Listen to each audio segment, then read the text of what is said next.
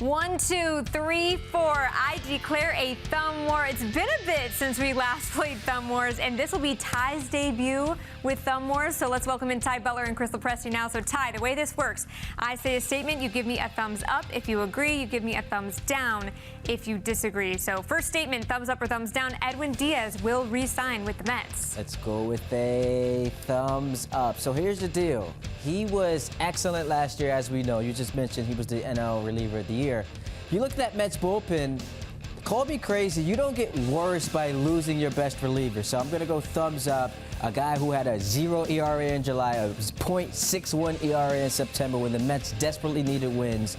I think he re-signs with this team because they realize the value that he brings to this ball club. Yeah, look, I go thumbs up as well. I mean, to me, the only question mark here is I don't think it's a desire from the Mets standpoint about whether or not they want to bring him back. The reality is he held some of the leverage in terms of the contract opt-out, and now it'll be what the market predicates, and what the market predicts and whether the Mets are willing to go to those lengths. So, I think once we get a better sense of what the other contract offers out there, maybe we could have a little bit more of a specific conversation. But right now, until I hear otherwise, and I know Diaz is giving you the 50-50 chance, I think that's a leverage play as well as far as whether or not he's going to end up returning to the Mets. But I think there's a remarriage here to be had between the two sides. And to Ty's point, if you remove Edwin Diaz from the Met bullpen, they've got a lot of work to do on the back end there, an area that they were already a little short on last season. So I appreciate how polite you were in waiting your turn to give your thumb. Yes. But you're supposed to give your thumbs at the same time so that I know neither of you are cheating. I didn't want to throw Ty off since, his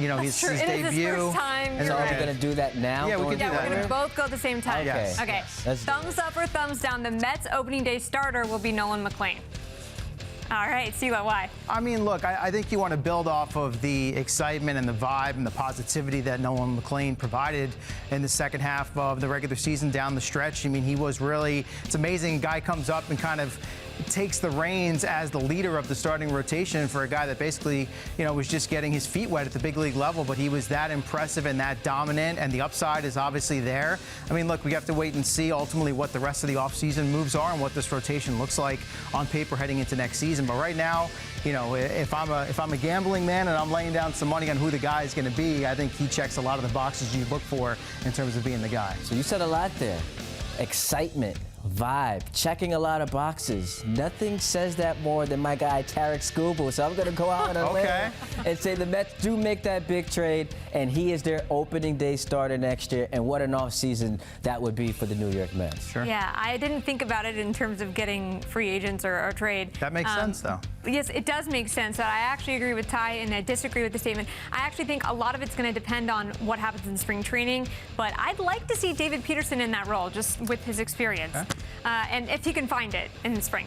All right, the Rangers are reportedly looking to cut payroll, which could make Corey Seager available in a trade. So thumbs up or thumbs down, the Mets should pursue Seager.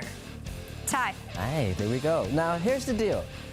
Are you going to tell me that a guy who 2 times over was a World Series MVP and finished top 2 in American League MVP doesn't make this Met team better, and you're adding him to a group that already has Soto, and presumably you'll have Alonso back, and Francisco Lindor? Now, I don't love the injury history.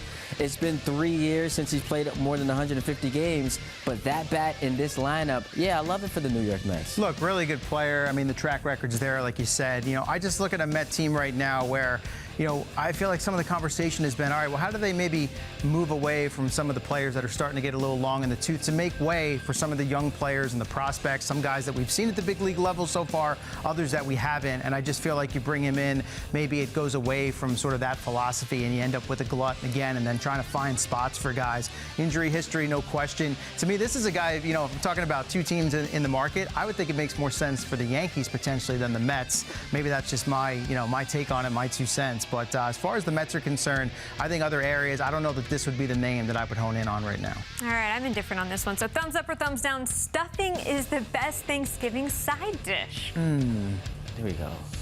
All right, Yeah. Ty. Listen, you can't go wrong with stuffing. Put it inside the turkey. I'm not a big turkey guy. I'd rather go ham. But yeah, I would go with stuffing being the best dish, side dish. Religious on Thanksgiving. I'm a stuffing guy, but I'm also a lot of other things. I mean, I love the baked potato with like the little brown sugar on top. Can I get away with crescent rolls as a side, by the way? Yeah. Literally, that was 100% Warm crescent crescent rolls with a little but butter. not everybody does crescent rolls. But like, if I'm showing up to someone's Thanksgiving dinner and they have crescent rolls, I'm like, wait, can I 10 out of 10. switch mid-answer? Yeah. What do you got? No, Is that allowed? No? I'm just kidding. Go ahead. Because I started thinking about baked mac and cheese. All right. Oh, So yeah, baked mac and cheese, I'm going to switch my answer. That's good. All right, CeeLo, Ty, stick around. We're going to talk to you guys here in a bit.